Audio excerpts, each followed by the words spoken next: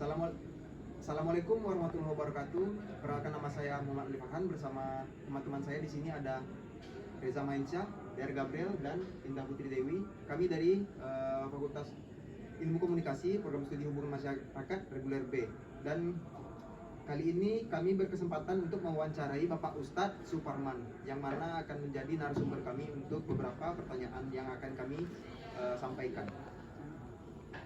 Baik, izin sebelumnya Pak, yang pertanyaan pertama saya ingin bertanya, apa hubungan Islam dengan ilmu pengetahuan? Islam dengan ilmu pengetahuan. Assalamualaikum warahmatullahi wabarakatuh. Waalaikumsalam warahmatullahi wabarakatuh. Jadi begini, Islam ini datang ke dunia adalah dengan ilmu pengetahuan. Maksudnya apa?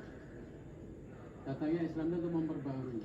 Ini kan kehidupan namanya kan jahiliyah. Jahiliyah itu orang yang jahil. Makanya keterbelakangan dalam bab ilmu. Maka dengan adanya ilmu semua akan berubah. Peradaban Islam akan berubah. Peradaban dunia ini berubah dengan Islam. Maka Rasulullah SAW selama 23 tahun merubah kehidupan manusia. Yang ini mungkin sedang kalian juga menyampaikan dari masa kegelapan kepada masa yang terang. Maksudnya apa? Bab ilmu ini kan. Karena apa? Islam sendiri juga mengaku untuk mendapatkan dunia kamu harus dengan ilmu, mendapatkan akhirat juga dengan ilmu. Ini Rasulullah bilang untuk dapatkan dua-duanya dengan ilmu. Maka ilmu ini penting. Nah, ilmu ini hanya orang-orang di luar Islam yang akan membagikan ilmu dunia dengan ilmu. Sebetulnya sama yang dimaksud sama itu macam-macam. Karena dunia ini akan bernilai apabila dihubungkan dengan agama. Kita contoh dari dokter, tapi kalau kita hubungkan dengan agama, maka seluruh kesatuan akan jadi nilai. Tapi kalau kita punya ilmuwan tinggi, tapi tidak ada hubungan dengan agama, itu tidak ada nilai. Maka kunci utama adalah agama.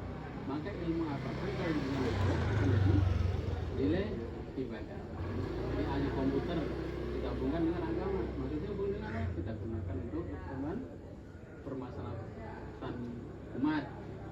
Kita pun juga orang beriman, maka ilmu kita akan ada manfaatnya. Jadi agama dengan ilmu itu memang harus seiring. Tokoh-tokoh besar kita dengar kan, siapa itu? Ibnu Sina yang membuka bab kedokteran, ilmu kedokteran. Bukan orang-orang Islam semua, belum sejarahnya. Jadi hubungan ilmu dengan agama ini memang harus seimbang, sejajar, jalan terus bersama. Insya Allah. Baik, dilanjutkan dengan pertanyaan kedua yang akan ditanyakan oleh DR Gabriel. Pak, ini pertanyaan kedua itu prinsip Islam apa yang diterapkan dalam ilmu pengetahuan? Prinsip Islam apa yang diterapkan dalam ilmu pengetahuan? Sebetulnya seluruh sumber daripada ilmu adalah Al-Quran. Seluruh sumber daripada semua ilmu adalah Al-Quran. Maka seluruh apa yang dibuat itu sumbernya satu. Mungkin kalian pernah dengar di Amerika tuh ada, kalau bacanya apa, perpustakaan di Amerika tuh, di mana mereka letakkan Al-Quran paling atas. Jadi seluruh buku yang lain di bawahnya. Karena apa? Dia katakan ini sumber seluruh ilmu. Seluruh ilmu itu sebenarnya Al-Quran. Maka agama ini sebenarnya dia akan mempengaruhi semua. Dan ilmu ini sudah sumbernya dari ini semua.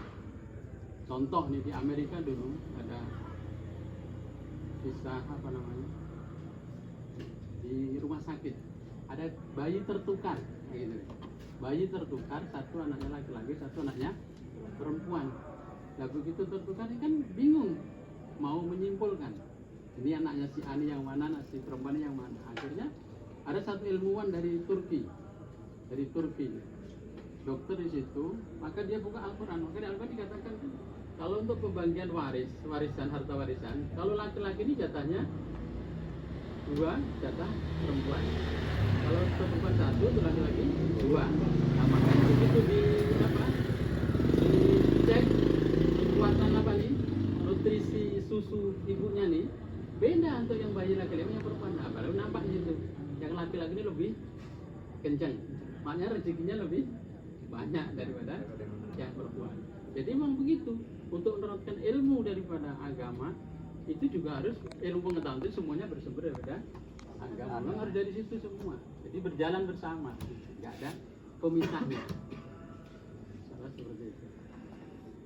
Baik, dilanjutkan dengan pertanyaan ketiga yang akan ditanyakan oleh Reza Mahensyah.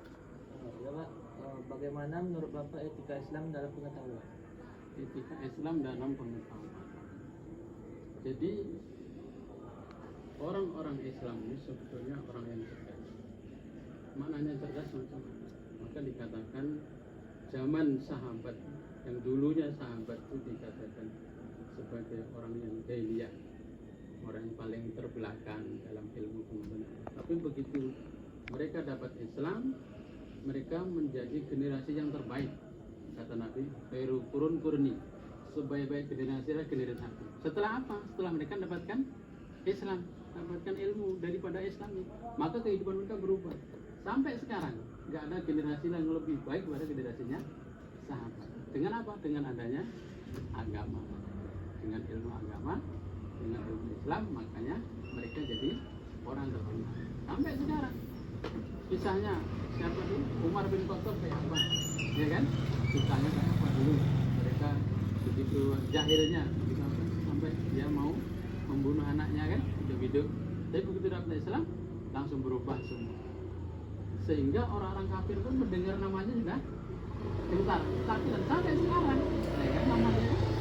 Kalau kita sekarang kan, kalau dijuluki Umar berarti orangnya yang pemberani, kuat, tegas kan itu kan? Nah, begitulah Islam. Begitulah hubungannya dengan, maka Sayyidina Umar radhiyallahu anhu ini dulu ada kisahnya nih dihubungkan dengan pengetahuan tadi kan, saking cerdasnya gitu loh. Satu ketika ada pengajian ibu-ibu lah, ruangan ibu-ibu ini begitu mau datang Umar takut ya, apa langsung bubar. Karena apa? Dia terkenal tadi. Oh, dia terkenal ini Umar ini nanti dia tetap apa gitu. Padahal Sayyidina Umar bukan seperti itu, tapi apa yang dipandangkan dia itu, pemandangan dia itu mencerdaskan untuk kedepannya itu dia lebih maju daripada cara berpikirnya. Jadi pengetahuan Islam dengan ilmu pengetahuan sekarang ini memang harus, itulah yang dijalankan. Nah, dengan adanya Al-Quran, dengan adanya agama diajarkan oleh Nabi kepada sahabat, akhirnya sahabat pun naik derajat. Yang dulunya paling terkenal sebagai orang yang jahiliyah, akhirnya menjadi orang yang terbaik. Sehingga kenapa negara-negara lain nggak mau jajah Arab dulu? Karena seperti peradabannya tuh jauh kali, jatuh kali, di bawah kali. Tapi begitu dapat Islam, naik semua, sampai terkenal. Ilmu Islam banyak kan, kalau kita mau banyak baca. Mungkin itu. Baik, kita masuk ke pertanyaan yang terakhir yang akan disampaikan atau ditanyakan oleh Indah. Silakan. Baik, yang terakhir, menurut Bapak, ilmu Islam apa yang Bapak terapkan dalam kehidupan sehari-hari? Ilmu Islam, Masya Allah. Ini menyangkut kehidupan ya. Iya, Ya, benar. Iya. Jadi kita ini sebagai orang Islam harus punya idola.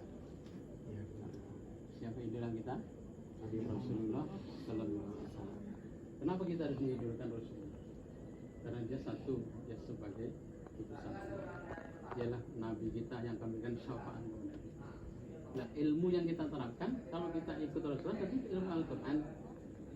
Karena satu ketika Rasulullah kan istrinya itu Siti Aisyah kan ditanya oleh sahabatnya ini, wahai ibunda Aisyah, gimana akhlak Rasulullah? Akhlak Rasulullah ya Al-Quran. Maka akhlak Nabi ini adalah apa yang istilahnya itu mengimplementasikan isi daripada kandungan Al-Quran. Itulah kehidupan Nabi.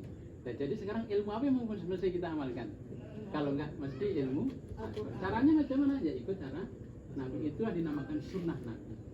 Kehidupan Nabi itulah kehidupan sunnah. Sunnah itu beda dengan sunat. Kalau sunat itu hukum. Kalau sunnah ini cara hidup Rasulullah, perilaku Rasulullah dari bangun tidur sampai tidur. Nah, makanya kalau semua dihubungkan dengan agama tadi akan ada nilai ibadah. Jadi yang ibadah bukan hanya sholat saja, pergi ke WC saja. Kalau tahu ilmunya, jadi amal pahala dari ibadah.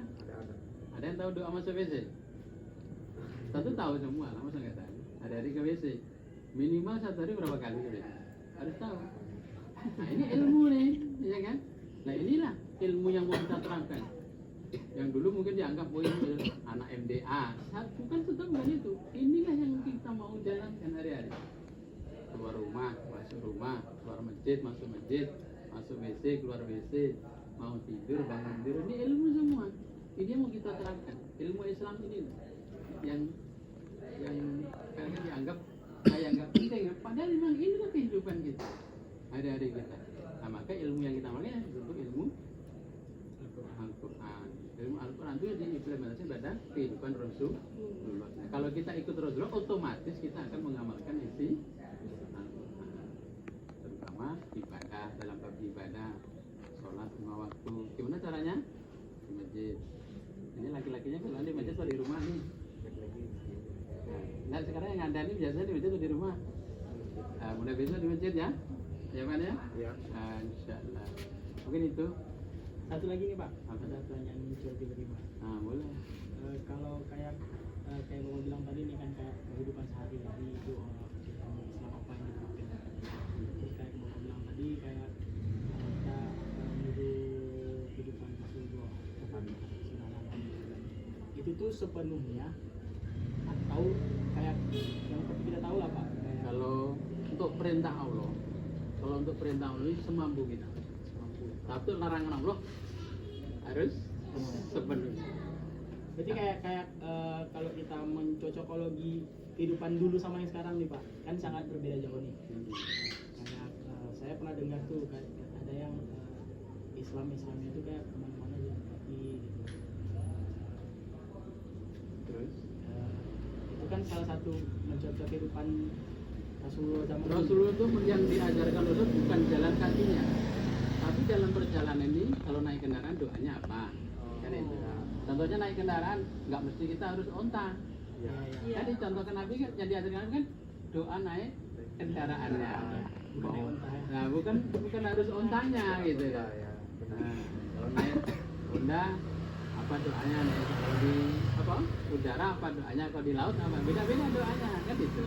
Jadi seperti itu ya, seperti tadi yang diajarkan itu bukan mesti jalan kakinya. Nah, doa berjalan, doa keluar rumahnya ini apa, doa dalam perjalanannya macam-macam seperti itu. Jadi setiap langkah kita ini ada zikir kepada Allah, ingat kepada Allah. Insya Allah nanti kalau kita amalkan ini Allah akan jamin gitu. Ini janji Rasulullah. Barang siapa naik kendaraan, dia membaca 5 surat, 6 bismillah, Allah akan jamin dia nggak akan kecelakaan. Kalau ada kecelakaan siap dituntut Rasulullah. Itu jaminan. Nah, Al-Quran dengar gitu kan? Jadi agama itu seperti itu. Jadi yang dimaksud ikut kehidupan Nabi bukan mesti Rasulullah makan kurma, kita hari ini harus makan kurma. Ya, Itu maksud saya Pak. Nah, Sepenuhnya kita kayak meniru-tiru. yang ditiru itu caranya. Maka sunnah Nabi seperti sholat kan ada tuh hadis Nabi katakan solu kama ra'aitumuni usolli, sholatlah kamu sebagaimana kamu melihat aku sholat. Ya karena kita melihat apa yang bisa dilihat kan itu kan. Kalau yang dalam batinnya nggak tahu kusuknya kayak apa kan nggak ngerti. Apa yang bisa dilihat? Satu, di mana Rasulullah sholat kan bisa dilihat, oh di masjid. Kapan waktunya? Oh waktu awal waktu, begitu azan langsung sholat. Caranya ini kan bisa dilihat caranya, oh dengan berjemaah. Kalau kusuknya mana bisa dilihat? Nggak tahu. Nah kan gitu. Maka kata Nabi, sholatlah kamu sebagaimana kamu lihat aku sholat, kan itu kan. Nah jadi seperti itu. Jadi kehidupan Nabi itu yang bisa. Kalau untuk perintah tadi kan semampu kita. Kalau untuk larangan harus sepenuhnya. Kalau orang, wah aku belum mampu tinggalkan apa? Miras lah contohnya. Nah, belum mampu nggak? Bukan gitu, harus mampu sekuat tenaga. Tapi kalau perintah Allah pelan-pelan. Sesuai zamannya. Nah, kalau kata anak-anak pondok dulu, kullu sa'in minal biasa. Segala sesuatu dari kebiasaan. Apa? Farhan pandai bawa mobil kan? Karena biasa. Jadi lama-lama mahir. Kalau yang belum biasa mungkin jadi grogi. Nah, karena dilatih terus jadi amal agama itu seperti itu. Jadi kita ini manusia ini lemah. Diciptakan Allah kan gitu kan. Apa? Zoluman jahula. Zolim itu kan kurang ajar. Kalau zoluman, zolim betul. Kurang ajarnya pol. Nah, parah kurang ajarnya. Kalau jahula, kalau jahil itu kan bodoh. Kalau jahula itu betul-betul bodoh. Jadi bodoh banget. Nah, itu kan diciptakan Allah. Jadi makanya kita harus melatih. Hati kita ini harus dilatih. Nah, hati ini kalau nggak dilatih berat. Apapun, kerjaan apapun. Seperti kalian